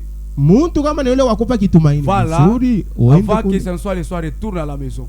Mbele ya magharibi ifike. Nous avions vu ceci créer des problèmes avec l'État. Tunaona bile bilileta mambo sana. L'enfant devient rebelle. Mtoto anakuwa mtongozi. Il ne supporte pas la vie de son père, la vie de ses parents. Ashivumilia tena maisha ya bazazi. Il veut maintenant les luxes. Anaanza sasa kutembea tembea. Et finalement il devient voleur. Kisha yake anakuwa tu mwizi. Toi-même, wewe mwenyewe, tu t'es formé un voleur. Wewe ndio unajitungia ule mwizi. Tu te formes toi-même un bandit. Unajitungia ule mjambazi. Alléluia. Rebelle à leurs parents. Bakutombokia bazazi yabo. Ingrat. Basipo mashukuru. Irréligieux. Bakidini tu. Irréligieux. Bakidini. La période à laquelle nous sommes. Wakati hii tuiko. Chaque soirée vous allez les entendre, c'est partout. Kila magharibi utebashikia ni fashi yote. Des tam-tam, mangoma mkuria, des lokole, mabiondo, des sente, masente. Maintenant leur vie à la parole de Dieu est 0-0. Maisha yabo kuneno ya Mungu ni sifuru. Alléluia. Upime tu kumchokoza kaloko. Dès que tu essaies de les taquiner, ata alikuwa mukanisa, upime kumchokoza kaloko. Essaye seulement, même si il a été ou bien il a été à l'église, essaye seulement. Vous querellez. Il va t'insulter noir sur blanc. Après quoi, elle va se vanter que je l'ai insulté. Des orteils jusqu'aux cheveux. Les religieux. Bakidini. Chose qui ne doit pas être à nous. Bintu vile vepa shoko ndani mwetu. Alléluia. Insensible. Basipo kuguswa. Déloyaux. Bakuvunja sheria. Calomniateur. Bamashimango. Intempérant. Basipo kiasi. Alléluia. Cruel. Bakali bauaji. Ennemi des gens de bien. Bakutomboki abantu bazuri. Ennemi des gens de bien. Baadui abantu bazuri. Quand Dieu vous bénit, wakati Mungu anakubariki, ils sont fâchés. Boko wao banashirika. Quand Dieu élève l'autre, Mungu kama anapandisha ule, ils sont fâchés. Banashirika. Ennemi des gens de bien. Et bakuchukia abantu bazuri. Tu peux être ici. Unaweza kuwa hapa. Même quand je suis du haut de la chair. Hata kama niko kumimba. Ton cœur n'aime pas. Roho yako haipende hivi niko na ubiri. Et même quand je prêche, tu m'écoutes. Hata kama mimi na ubiri unasikia. Toi tu sais combien ça coûte pour que Dieu élève quelqu'un. Unajua vinapaswa kufanya nini juu ya Mungu ainue mtu. Frères et sœurs, certaines élévations ce sont des récompenses que Dieu donne. Hivi vitu hivi ni maripo ile Mungu yako naleta. Alléluia. Dieu bénit Bertin. Mungu anambariki Bertin. Toi tu es fâché. Unashirika. Tu connais son parcours avec Dieu. Unajua mwenendo yake namna alitembea na Mungu. Hii ni maripo. Il a tellement souffert avec Dieu. Aliteswa sana na Mungu. Et Dieu le récompense. Mais toi tu es contre lui. Na pale unaanza kumchukia. Alléluia. Que Dieu nous aide. Mungu atusaidie. Si ces choses sont à nous. Kama hivi vitu viko ndani. L'amour doit régner en nous. Mapendo yanapaswa kutawala ndani. Et c'est l'amour qui entrera au ciel. Na kile kitaingia kumbingu ni mapendo. Ces choses ne doivent pas être à nous. Bila vida vipaswa kuwa ndani mwetu. Alléluia. Wala katikati yetu. Si nous nous aimons les uns envers les autres. Wakati tunapendana na wale wengine. Mon frère. Ndugu yangu. Le feu sera allumé ici. Moto tawaka hapa. Vous allez seulement chanter. Mutaimba tu seulement chanter. Kuimba tu kidogo. Seulement chanter. Kuimba tu. Tu es guéri. Na pale sans même qu'on prie pour toi. Mbele ya kuwekea mikono. Comme ce jour-là. Siku. Une femme dans la maison de Simon. Mwanamke munyumba ya Simona. Alléluia. Jésus est invité dans sa maison là. Yesu analikwa mnyumba ya Simoni na banafunzi bake. Yesu abenyewe. Jésus avec une seule robe. Na nkanjo moya tu. Lukilato lwenyewe. Le soulier comme poussé de chasseur. Penché de côté. Ah, alléluia. Bile bien zamani bile. Les souliers là démodés. On avait mis mikulu ya motoka bala katakata comme pour les chasseurs. On coupe le pneu. D'un véhicule. Il n'avait même pas. Tellement fatigué. Tellement fatigué sans se laver même. Sans même se laver les pieds. Mikulu na mvumbi. Trop sale. Wabuchafu. Oh Jésus. Lui qui dit que c'est lui qui a. Ule mwenye kusema sema. Soit comme s'il n'en a pas. Kwa ule eko na kintu. Or que tout est pour lui. Tout est pour lui. L'argent pour lui. L'or pour lui. Richesse pour lui. La vie pour lui. C'est pourquoi mon frère, ma soeur, ne te tracasse pas. Ne te tracasse pas. Donne ta vie à Dieu. Vis la parole de Dieu. C'est ça même le secret. Tu verras comment Dieu va te bénir. Ça ne sera lui-même pas toi. Tu vas commencer seulement à te... Si depuis que moi j'ai lu la Bible, tout homme qui a servi Dieu dans la crainte, sa finalité, ils étaient toujours associés de bien. Cela les accompagnait. C'est ça le secret. Pour être béni, ne vous tracassez pas. Vis seulement la parole de Dieu. Sans même prier. Obéis seulement à la parole de Dieu. Dieu dit ne fais pas ceci. Je ne fais pas. Ceci est ma faiblesse. Je viens gêner. Dieu pardonne-moi. Vous allez voir au fur et à mesure. Les choses elles-mêmes. Les hommes méchants là. Ils vont commencer à dire de toi. Il se voit. Il ne sait pas comment il a mené sa vie avec Dieu. Regardez cet homme de Joseph. Aimé de son père. À cause de ses visions. Fidèle. C'était l'obéissance. Ses frères ont dit que non. Pas Kaye, pas Joseph. Les mains de la famille seulement lui. Qu'on les vende. Alléluia. À cause de la crainte de Dieu. Pour eux, ils avaient vu que quand nous les vendons, c'est fini. Son histoire est finie. Alléluia. Même là où il était parti. À cause de la crainte de Dieu, il a tenu fermement devant cette femme. Il a dit que ton mari m'a donné tout sauf toi. Puis mais tu as déjà toute la responsabilité. Puis mais pas question. Elle a suivi de cette manière. Elle a créé un problème. Elle lui a créé même un problème. Joseph a sauté, il a fui. Et Yusuf a kimbia. Si c'était aujourd'hui, on se moquerait de lui. Et comme tous les enfants de Dieu, les jeunes, ont toujours été beaux. Vous allez le constater. Même Jésus, il était beau. Alléluia. Quand on se commence à la Bible, vérifie tes œuvres. Et même les œuvres changent le visage. Tes œuvres deviennent mauvaises. Même le péché te rend mauvais. Ceux qui prennent d'alcool. Et ta mère, l'alcool est ta mère. C'est la folie. On te donne une chose succulente et une chose amère. Que tu aimes tant la chose amère. Et bois-la avec joie. C'est comme tu défais même le visage en l'apprenant. Alléluia. Si qui n'a bien. Cette chose est mauvaise. Cette chose-ci était bonne, n'allait pas te faire vieillir. Tu es un jeune. La voix comme celle d'un lion. Alléluia. Il était là. Alikuwa pale. À cause de la crainte de Dieu. Kwa ajili ya boka ya Mungu. Dieu l'a honoré. Mungu alimheshimisha. Il l'a honoré. Anamheshimisha. Nous connaissons d'autres, c'est Shadrach, Meshach et Abednego. Tunajua bengine Shadrach, Meshach na Abednego. C'est tenir dans la parole de Dieu. Balishimama imara muneno ya Mungu. On a veillé avec eux toute la nuit. Bana kesha nao usiku yote mzima. En les exhortant. Mukibaonya. Petit. Batoto. Petit. Batoto. N'essayez pas. On vous jettera dans la fournaise ardente. Shadrach regarde Meshach.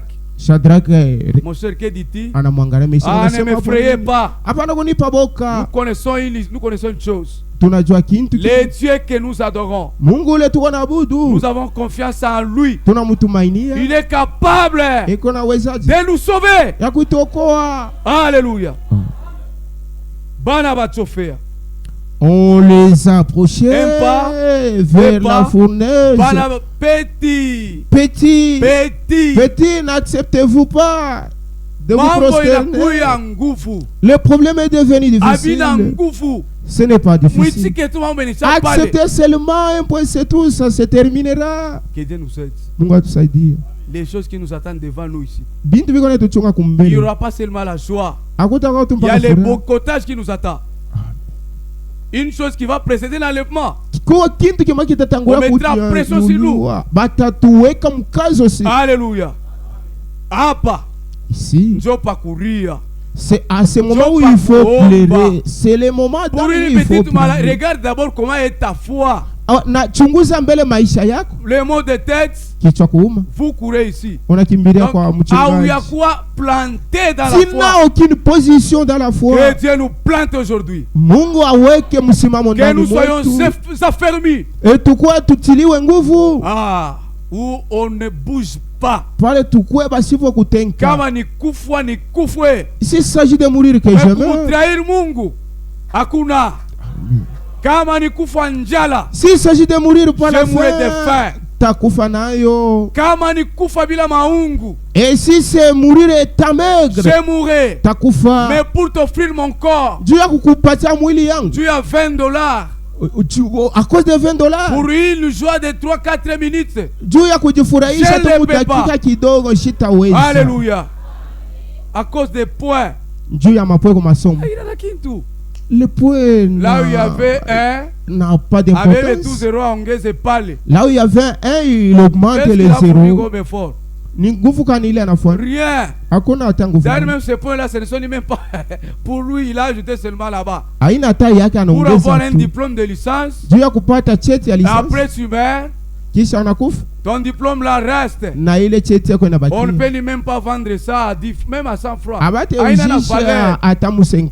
Alléluia. On les a pressionnés. Pressionnés. Se sont approchés devant la fournaise ardente. Les petits allez, toujours jetez-les. On les a jetés. Les trois. Ils étaient là en train de chanter. Alléluia. Regardez. Ils ont jeté combien? Alléluia. Faites la confiance en Dieu. Pas dans un homme. Ils ont vu, regardez là-bas. Vous les avez jeté à combien? À 3. Regardez. Comptez. Combien? 4. D'où est venu le 4e?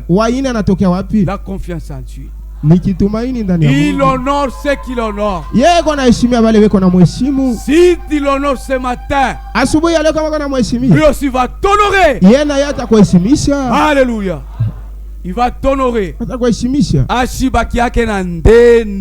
ne reste avec dette de quelqu'un. Il ne faut pas haïr ton frère dans le vide. Tu ne sais pas à quelle étape où il traverse maintenant. Parce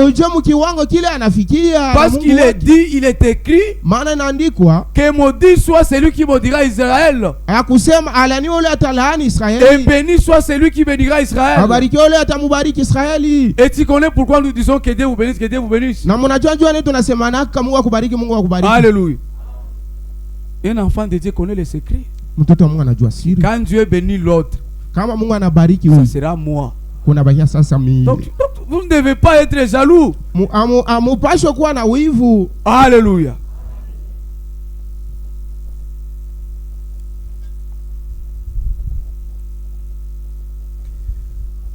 Retournons à notre écriture. Turudie kwa andiko yetu. Ennemis des gens de bien. Bantu bashakuchukia, Traître. bantu bazuri, bamansula mbili bakutoana. Emporté. Benye kubebwa na mampepo yote ya mafundisho. Enflé d'orgueil. Benye kuvimba na kiburi. Dieu a permis par son serviteur qui était passé ici. Mungu aliruhusu kupitia mtumishi wake alipita. Parce que vous avez des confusions. Les bantu wanakuwa mal à l'aise. Aujourd'hui les gens sont devenus mal à l'aise. Akurie ni mambo. Qu'ils mangent c'est problème. Avoile ni mambo. Qui se vêtissent c'est tout un problème. Wapi.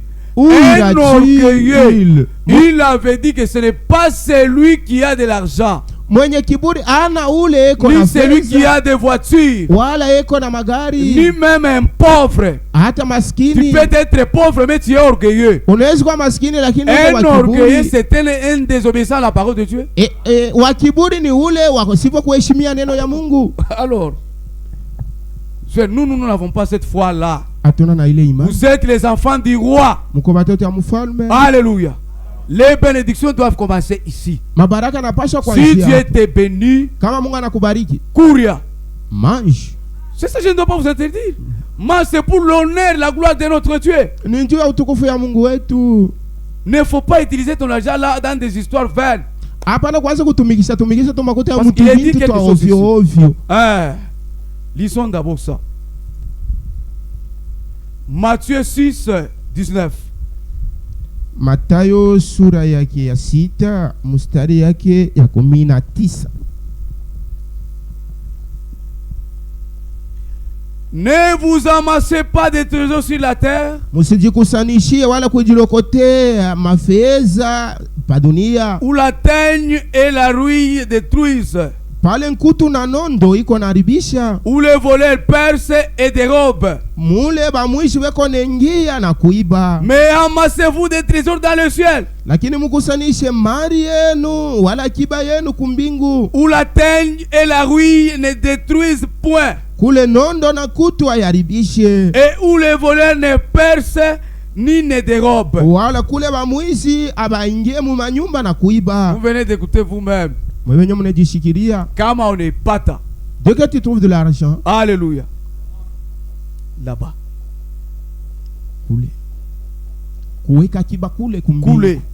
Parce que la Bible dit qu'il y aura les autres qui seront sauvés. Il est sauvé bien sûr, il a la vie éternelle, mais il n'a rien. Comme ce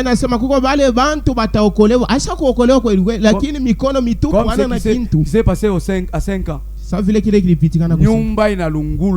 La maison a pris feu. Il y avait la maison a pris feu. On a fait sortir les parents par la fenêtre. Mais les enfants brûlés. Télévision, les lits, l'argent, tout brûlé là-bas. N'est-ce pas, ils sont sauvés, n'est-ce pas? Mais toujours comme ça. Vite.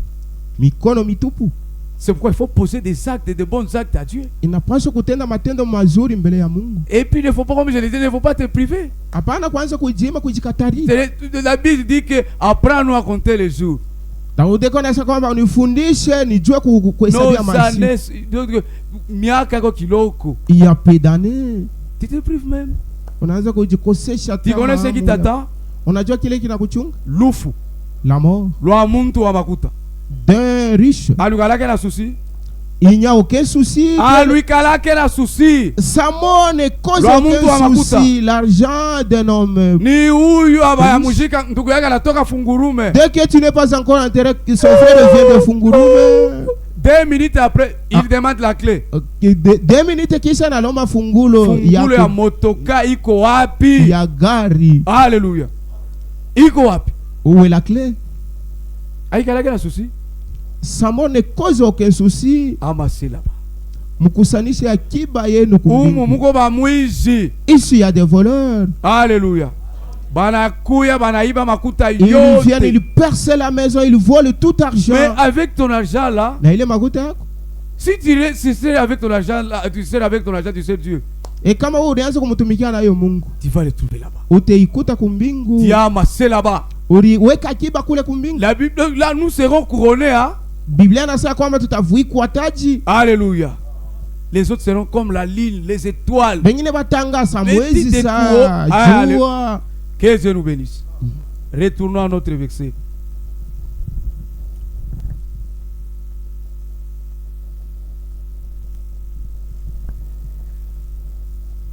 Enflé d'orgueil, aimant le plaisir de plus que Dieu. Aimant le plaisir de plus que Dieu. Si toi tu travailles du matin au soir, bon, quand même tu es au travail, tu es au travail, en même temps dans ton cœur là tu n'es pas stable. Dieu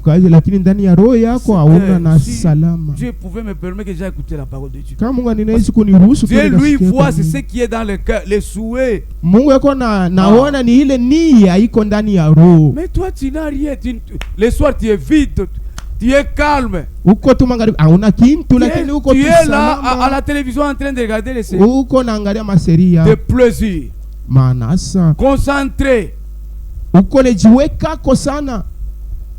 De 7h à 18h, toujours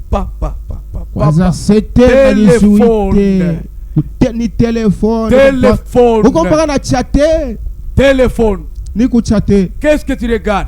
Les femmes qui sont nues. Il faut avoir un ami. Tu es là, donc tout le monde est ton ami. Un ami, vous connaissez d'abord un ami? Un ami, c'est un copain. C'est ça le vocabulaire. Amis, camarades, confrères, copains. Rafiki. Au lieu de dire que j'ai des copains, tu dis que ce sont des amis. Et il est difficile à un homme normal, c'est que je parle dessus, c'est la vérité, même si vous allez les lier. Un homme ordinaire qui n'est pas rempli du Saint-Esprit, causé avec une jeune fille pendant un mois, sans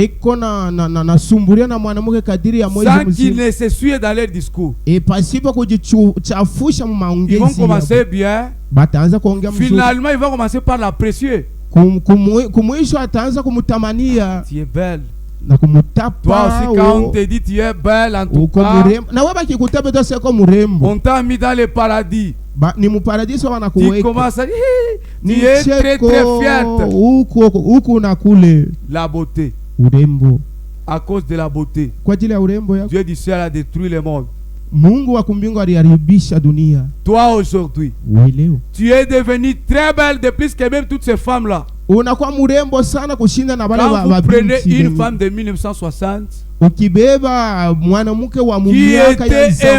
qui était tellement belle et vous les comparez avec celle d'aujourd'hui, une très grande différence. Ce qui s'était passé, ça arrive. Elles sont devenues très belles. Vous les enfants de Dieu, faites attention. À cause du péché d'adultère, dès le commencement,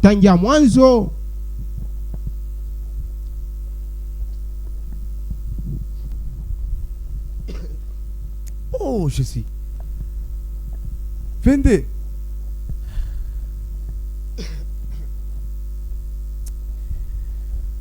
Traître. Enflé d'orgueil. Aimant le plaisir de plus que Dieu. Ayant l'apparence de la piété. Mais régnant ce qui en fait la force. C'est la période dans laquelle nous sommes. Nous sommes dans un monde des apparences. Ah, un monde des apparences. Apparences dans presque tous les domaines. Aujourd'hui, tout le monde veut apparaître. Même dans les mariages. Jadis, il n'y avait pas ça. Oui, on portait toujours blanc, blanc, bleu, bleu, vert, vert. Alléluia. Abawanza ku divorcer. Il ne se divorçait pas. Abawanza ku yuvara mais abawanza ku divorcer. Il ne se divorçait pas. Alléluia. Que Dieu nous aide. Mungu atusaidie. Oh, je sais. Les temps. Bon, nous synthétisons. Qu'est-ce qui doit arriver? Deux choses sont devant nous. Un, la mort et la venue du Seigneur sont devant nous. La mort. Qui es-tu d'abord? Qui est l'homme d'abord, toi l'homme? Qui es-tu? Job le dit clairement. Que tu es né de la femme, ta vie est courte. Un exemple terre à terre. Un exemple terre à terre. Quand tu étais né là, tu dois savoir que tu as 2 jours. Les jours de ta naissance et les jours de ta mort. Alléluia. Ce que je parle, c'est vrai. Les jours de ta naissance, toi-même, sans qu'on puisse t'apprendre, tu avais pleuré toi-même. Là-bas à l'hôpital. Si tu n'avais pas pleuré, les médecins avaient laissé les choses que t'appeler pour qu'ils puissent pleurer.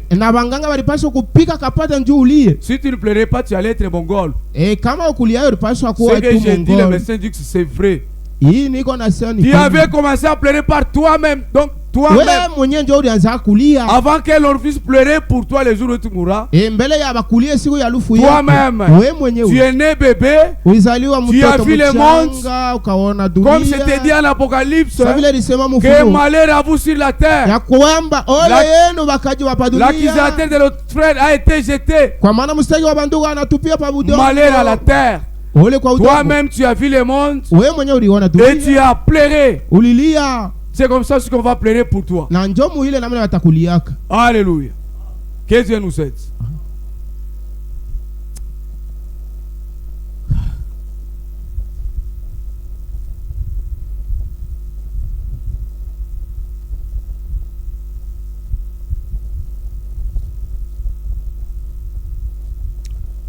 Job.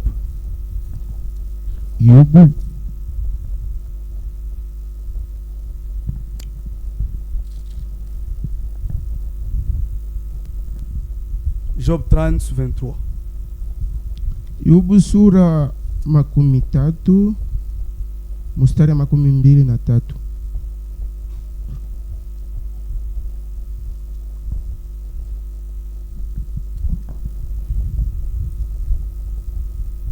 Job 30, le verset 23. Yobu sura 13 mstari 23. Qu'est-ce qu'il est dit ici?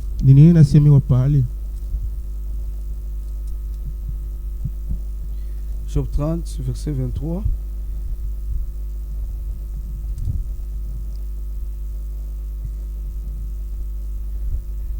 Car je le sais que tu me mènes à la mort, au rendez-vous de tous les vivants.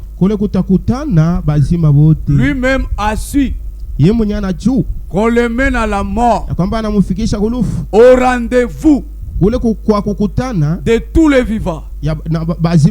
Nous tous qui sommes ici, nous sommes les vivants. Et vous devez le savoir. Si Jésus tardait à venir, 70 ans après, il n'y aura personne ici. Il est là. C'est lui qui va ajouter ces années qu'il a, plus 70 ans. Il n'aura personne ici. Il a dit, je sais que tu me mènes à la mort, au rendez-vous de tous les vivants. Nous devons nous préparer. À partir du 14e verset et du 14e chapitre plutôt, c'est là qu'il parle de ça clairement. Le temps nous a fait défaut. Nous serons obligés d'arrêter bientôt. Dis quelque chose ici.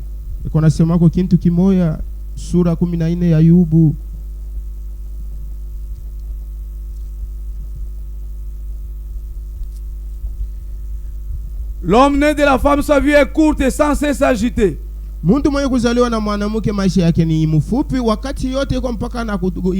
est coupé comme une fleur. Il fouille et disparaît comme une ombre. Alléluia. Il naît, disparaît comme une ombre. Ce sont des choses qui doivent arriver, qui nous attendent. Nous devons nous préparer. Devant nous, il y a ces deux choses-là. Si Jésus tardait à venir, il y a la mort qui nous attend. Et si personne ne peut lever les doigts qui ne parlait de la femme, nous tous ici, nous sommes nés de la femme. Donc notre vie est courte. On n'a pas le temps de lire tout ça. L'État nous a fait défaut. Alléluia. Par la grâce de Dieu, on était obligé à soumettre à la volonté de Dieu. Ce qui s'est préparé, c'était autre. L'État est parti comme ça. Si Dieu nous fait grâce, prochainement nous retournerons encore à ce sujet. C'est un sujet qui renferme beaucoup de choses. Vous voulez parler de la venue du Seigneur? Vous voulez entrer en profondeur à cause de la mort qui nous attend, qui est devant nous? Mais nous arrêtons ici. Que Dieu vous bénisse. Au nom du Seigneur Jésus-Christ. Amen.